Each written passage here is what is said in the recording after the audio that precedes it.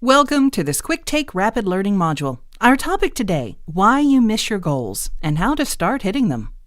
6 months ago, Carol finally got serious about goal setting. She'd always been good at maintaining her existing accounts, but when it came to winning new business, Carol knew she had to do better. Back in January, she'd set an ambitious goal. She'd followed the well-known SMART model, making sure the goal was specific, measurable, attainable, relevant, and time-bound. Here's what her goal looked like. I will win 3 new customers, generating $200,000 in annualized revenue by the end of the year. This goal was specific and measurable. 3 accounts, $200,000. It was attainable. Other reps had done it. It was certainly relevant, and it had a hard deadline. But here it is mid-year, and Carol hasn't landed a single new account. What happened? In this quick take, you will learn why strong enthusiasm for achieving clearly defined goals isn't enough, the difference between goal intentions and implementation intentions, the results of a research study that show how to vastly increase goal achievement. Newsflash! Just because you intend to do something doesn't mean you will. How many times have you heard people say, I'm going to exercise regularly, but then make excuses for not going to the gym? Or, I'm going to stop eating sweets, and then cave every time they see a dessert menu. Fact is, setting goals, even SMART goals you're highly motivated to achieve, is just a starting point. Carol, for example, had committed to her goal, but not to the activities required to realize that goal. It takes many steps to win a new account: identifying likely customers, reaching out, following up again. Carol had a general idea in her mind of what had to happen, but she hadn't outlined the specific steps she'd need to take to make them happen. It's no mystery why this happens. Numerous academic studies have shown that goal intentions aren't enough. That's the bad news. The good news is that there's a secret ingredient that dramatically increases the likelihood that goal intentions will be realized. It's called implementation intentions. Consider a study where researchers created 3 groups of people who were all committed to exercising more regularly. Group A, the control group, got no input from researchers. Group B received a motivational intervention, literature showing that regular exercise could prevent heart disease. Group C received the heart literature and filled out the form you see here. During the next week, I will partake in at least 20 minutes of vigorous exercise on, and here they had to write a specific day, at, and here they put in the time of day, at or in, and here they wrote where they intended to exercise. For example, during the next week, I will partake in at least 20 minutes of vigorous exercise on Tuesday at 6 a.m. at the gym. Here are the results of the study. Only 29% of the control group achieved the goal. We see a slight increase to 39% in Group B, which received the literature on heart disease, and we see a dramatic increase to 91% in Group C, where participants wrote down their implementation intentions. It seems almost too simple, doesn't it? If you write down specifically what you intend to do to achieve a goal, you're almost guaranteed to do it.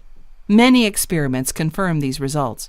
One involving medical self-evaluations got 100% compliance for those who committed to implementation intentions versus 53% for those who did not.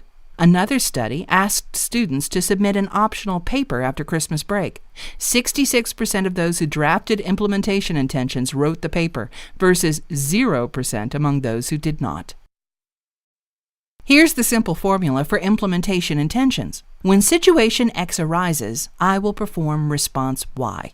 This formula could describe an action you intend to take at a specific time or place. For example, on Tuesday at 8 a.m., I will go to the gym. Or, as soon as I arrive at the office today, I will email all my customers and ask for a referral. Or it could describe actions you'll take when you encounter an anticipated obstacle to your goal completion. For example, when the dessert menu arrives, I will push it aside and ignore it.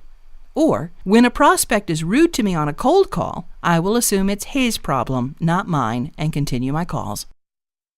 Researcher Peter M. Gallwitzer explains that the situation X leads to response Y formula activates psychological processes that trigger a desired goal-directed behavior in a way that does not require conscious intent.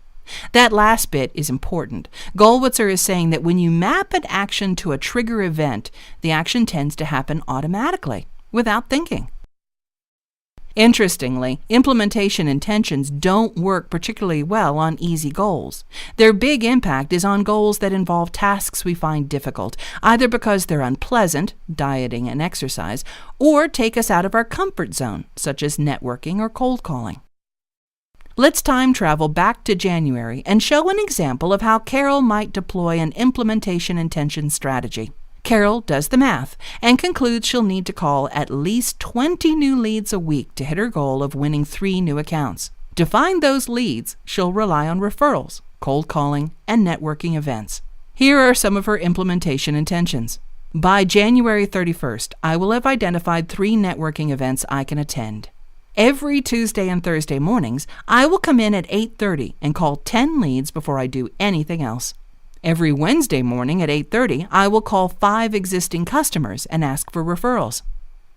You'll note that each of these intentions follows the simple if X, then Y formula recommended by the research. If it's January 31, then Carol will have identified the networking events. If it's a Tuesday or Thursday morning, she's calling leads.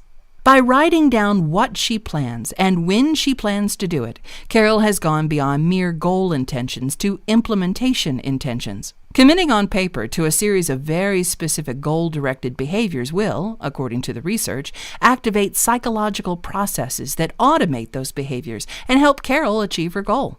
Now Carol creates another set of intentions, still following the simple if X then Y formula. These have to do with her response to events that could derail her plan. For example, she writes, if I can't make my prospecting calls on Tuesday or Thursday because of an urgent customer demand, I will immediately block out Friday or Monday to make the calls. Let's sum up. The research shows that goal intentions, even when formulated effectively using a proven model like SMART, often won't result in goal achievement. Researchers theorize that writing down implementation intentions triggers a neurological response, causing you to perform desired actions without conscious intent. Performing those actions leads to goal achievement. Thanks for watching. Now return to the program page and take the quiz. Also, please take 15 seconds and click on the survey link and fill out an evaluation on this program.